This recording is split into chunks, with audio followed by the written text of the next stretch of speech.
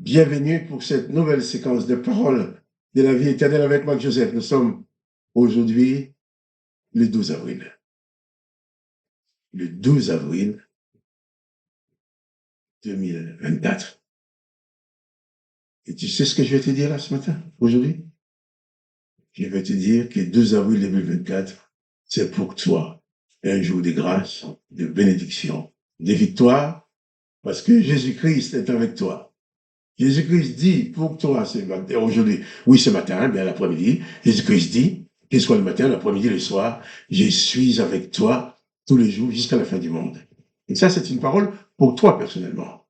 Toi qui penses que tu es seul, toi qui penses que tu es seul dans tes problèmes, toi qui penses que tu es seul dans tes difficultés, toi qui es seul, tu penses que tu es seul dans la vie à te débrouiller.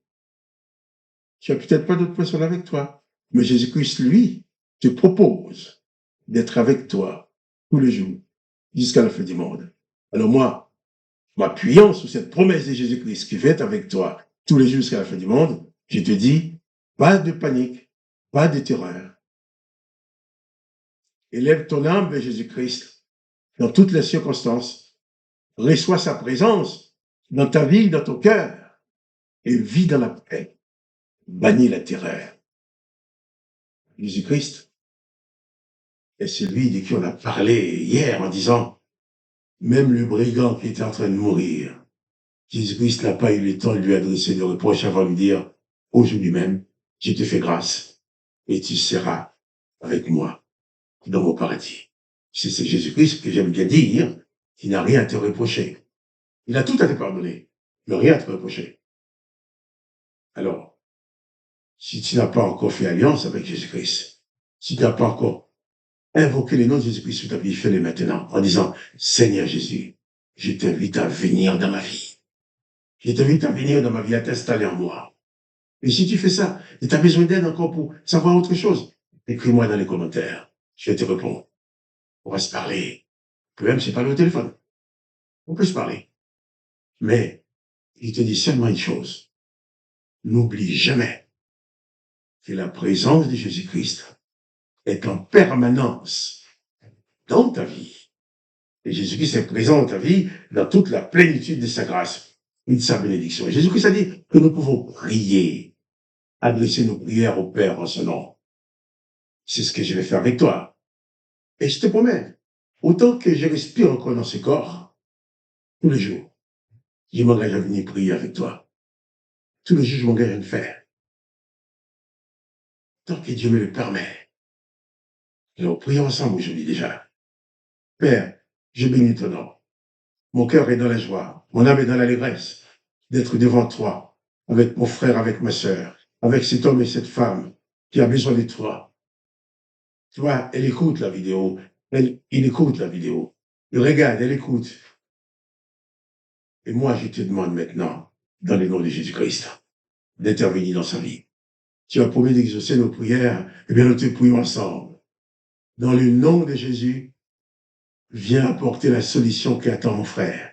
Viens apporter la solution qu'attend ma sœur. Cet homme, cette femme attend une solution qu'elle n'arrive pas à trouver. Mais toi, je te demande de lui donner la solution aujourd'hui même.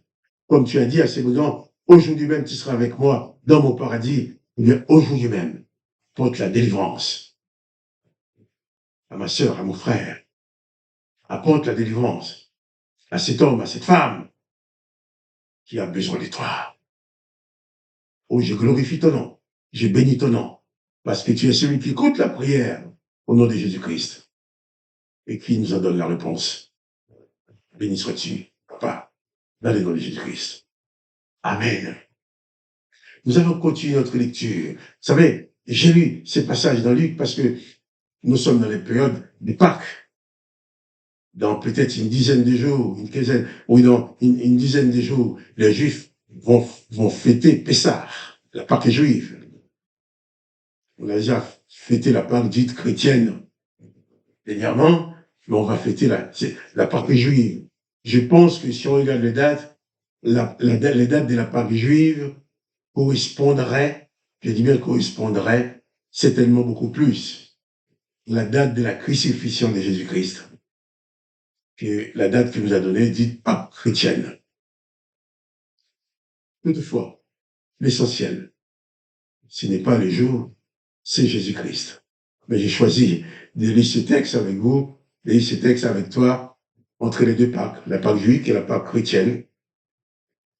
Et donc, nous avons lu hier, cet homme, au verset 42, livre 23, 43, Jésus qui lui répondit, je te le dis, en vérité, aujourd'hui, tu seras avec moi dans le paradis. Maintenant, nous allons lire au verset 44. Il était déjà environ la 6e heure et il y eut des ténèbres sur toute la terre jusqu'à la 9e heure. De 6 heures jusqu'à la 9e heure, pendant 3 heures. Le soleil s'obscurcit.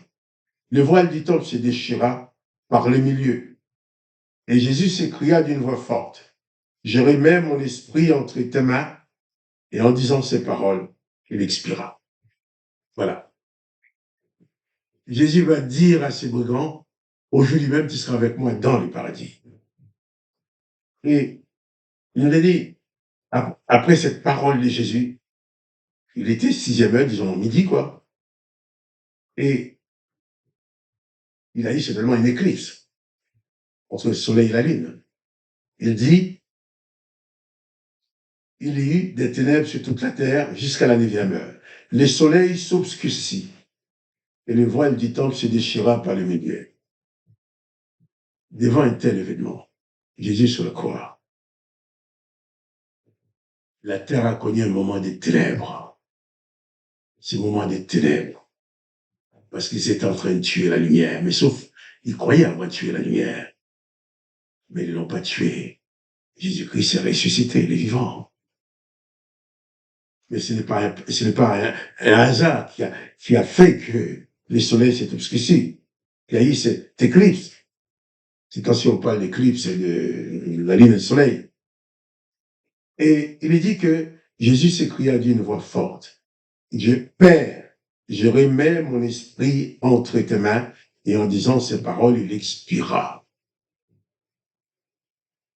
Et en lisant la suite, on verra ensemble l'étonnement. Au verset 47, nous lirons demain, on verra l'étonnement de ceux qui ont assisté à la mort de Jésus. Jésus n'est pas mort comme les malfaiteurs. Il n'est pas mort comme les malfaiteurs. Il n'était pas un malfaiteur. Il ne méritait pas la mort. Lui a déclaré non coupable. Même les brigands l'ont reconnu non coupable.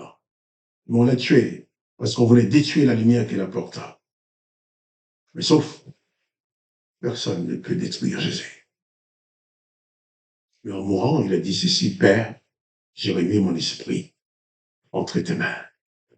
C'est-à-dire que les gens ils ont l'habitude d'entendre les crucifiés qui meurent en divagant. Ou peut-être entendre Samson qui meurt en demandant à l'Éternel de lui donner suffisamment de force pour détruire, pour tuer, pour exterminer beaucoup plus de personnes qu'il avait déjà tuées au nom de l'Éternel durant toute sa vie. Jésus n'a pas demandé de tuer les gens. Il n'a pas condamné les gens. Même en mourant, il a continué à être un sauveur. Et il va dire seulement, Père, je remets mon esprit entre tes mains. L'esprit de Jésus n'a pas divagué. Son esprit a remis entre les mains du Père. Et je crois que c'est important pour nous de savoir. Sinon, suivons le Maître. De la même façon, lui, il meurt en disant, je remets mon esprit entre tes mains. Il faudrait que moi, les jours où je fermais pour la dernière fois mes yeux pour quitter ce corps, que je puisse dire comme Jésus, Père, je remets mon esprit entre tes mains. Et je te souhaite la même chose. Car, heureusement, un jour, nous allons quitter nos corps. Comme je dis souvent, je ne suis pas mon corps. Mon corps n'est pas moi non plus. Mon corps, c'est cette enveloppe charnelle que mon esprit utilise pour se manifester dans ce monde terrestre. Mais quand j'entrerai dans ma vraie dimension avec Christ, j'aurai plus besoin de ce corps. Je m'en débarrasserai comme un vêtement sale. Mais en quittant ce corps, je veux pouvoir dire comme Jésus, Père, je remets mon esprit entre tes mains. Dans quelles circonstances je vais mourir, je ne sais pas. C'est pas important. Ce qui est important, c'est que je quitterai ce corps et j'irai vers Jésus-Christ, dans la même dimension que lui. Pour toi, je souhaite la même chose. Nous n'avons pas à maudire les gens qui nous ont fait du mal. Jésus n'a pas maudit les gens qui l'ont tué. Au contraire, il les a pardonnés. Il a sauvé le brigand qui était en train de mourir. Ensuite, il a remis son esprit à son Père. Et c'est ce chemin que nous devons parcourir pour pouvoir entrer dans le royaume de notre Maître, le Roi, Jésus-Christ. Que le nom du Dieu le Père soit glorifié, que le nom de Jésus-Christ soit glorifié, que toi, tu sois richement béni en Jésus-Christ. Quant à moi, Marc-Joseph, je te le répète encore, pas de panique. Jésus-Christ est avec toi. Sois conscient de la présence de Jésus-Christ dans ta vie et affronte la peur, affronte la panique et tu vas les repousser, les écraser. Ni la peur, ni la déprime ne dominera sur ta vie. Que le nom de Jésus-Christ soit glorifié.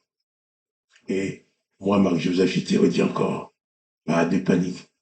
Jésus-Christ est avec toi. Demain, pour une autre séquence de paroles de la vie éternelle. Et à propos, si tu aimes cette vidéo, partage-la avec tes amis. À demain.